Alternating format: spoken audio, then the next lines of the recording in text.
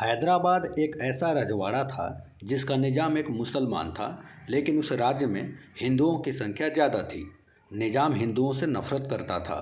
अपनी एक कविता में निज़ाम ने लिखा है कि मैं पासवाने दीन हूँ, कुफ्र का जल्लाद हूँ, अर्थात मैं इस्लाम का रक्षक हूँ और हिंदुओं का भक्षक हूँ। निज़ाम के अंतर्गत हैदराबाद में 13% ही मुसलमान थे, लेकिन उच्च पदों पर 88% मुसलमान थे। इसी तरह 77% हाकिम मुसलमान थे। हैदराबाद की आमदनी का 97% हिंदुओं से वसूला जाता था। इसके बावजूद निज़ाम हिंदू विरोधी थे। उसके हरम में 360 औरतें थीं। उनमें से अधिकतम काफिर यानी कि गैर मुस्लिम थीं। निज़ाम को खुश करने के लिए उसके अधीनस्थ अफगानिस्तान से चुरा कर लाई गई 10 से 12 साल की गैर मुस्लिम लड़कियां भी खरीद कर लाते थे। मुसलमान निज़ाम पाकिस्तान में मिलना चाहता था, लेकिन हैदराबाद पाकिस्तान से बहुत दूर है और चारों तरफ से भारत से घिरा हुआ है। 1933 में चौधरी रहमत अली द्वारा लिखे गए घोषणा पत्र में उन्होंने लिखा है कि अब या कभी नहीं। इसमें पाकिस्तान की स्थापना का विचार पहली बार रखा गया था। इसके बाद मोहम्मद अली जिन्ना और मुस्लिम लीग ने सन 1940 में पाकिस्तान की औपचारिक मांग की थी। चौधरी रहमत अली के विचारों में उस्मानिस्तान प्रांत का भी उल्लेख है, जो कि डेक्कन में पाकिस्तान के एक अंतः क्षेत्र के तौर पर प्रस्तावित किया गया था। रहमत अली ने उस्मानिस्तान नाम हैदराबाद के आखिरी निज़ाम उस्मान अली खान के सम्मान में दिया था।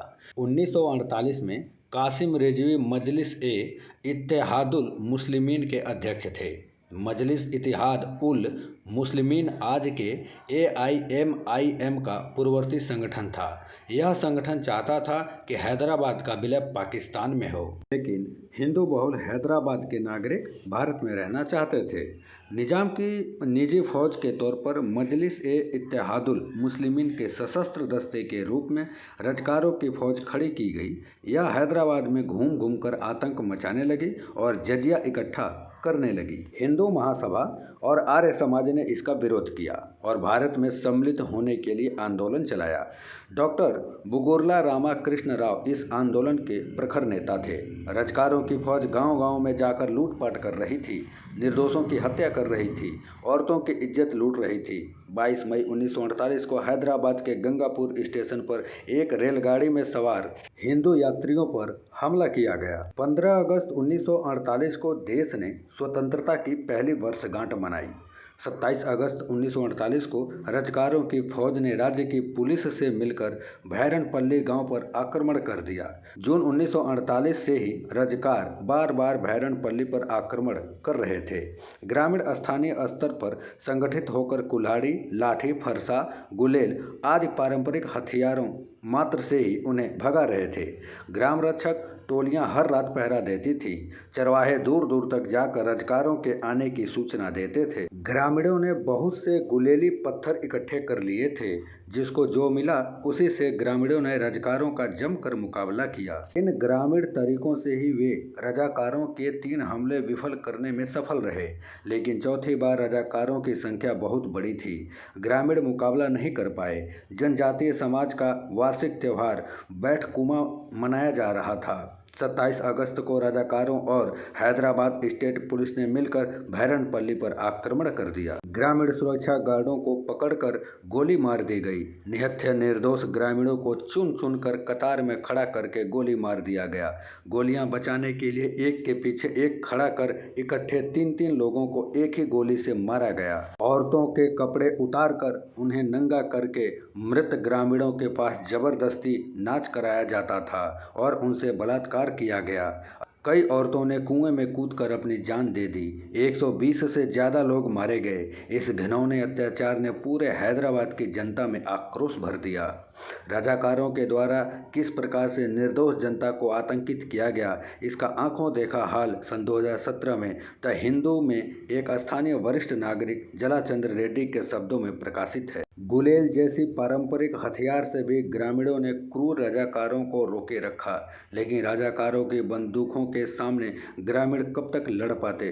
बहुत से लोग घायल होकर जिंदगी भर के लिए अपाहिज हो गए।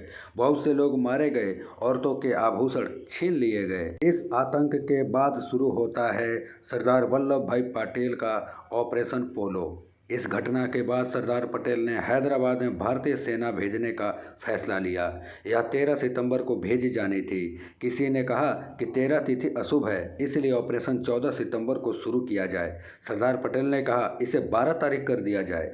तत्कालीन हैदराबाद स्टेट के केंद्रीय सलाहकार के.एम. मुंशी ने अपनी पुस्तक में लिखा है कि सेना की लामबंदी की तिथि 9 सितंबर निश्चित की गई थी, क्योंकि 3 दिन उन्हें हैदराबाद में अपने गंतव्य स्थान तक पहुंचने में लगने थे। इसे ही ऑपरेशन पोलो नाम दिया गया। आखिर में 13 सितंबर को आरंभ होने के बावजूद यह शुभ निष्कर्ष तक पहुंचा। भारतीय सेना ने केवल 5 दिन में ही इस अभियान को निपटा दिया। यह सरदार पटेल की सैन्य बुद्धि और कूटनीति का ही परिणाम था।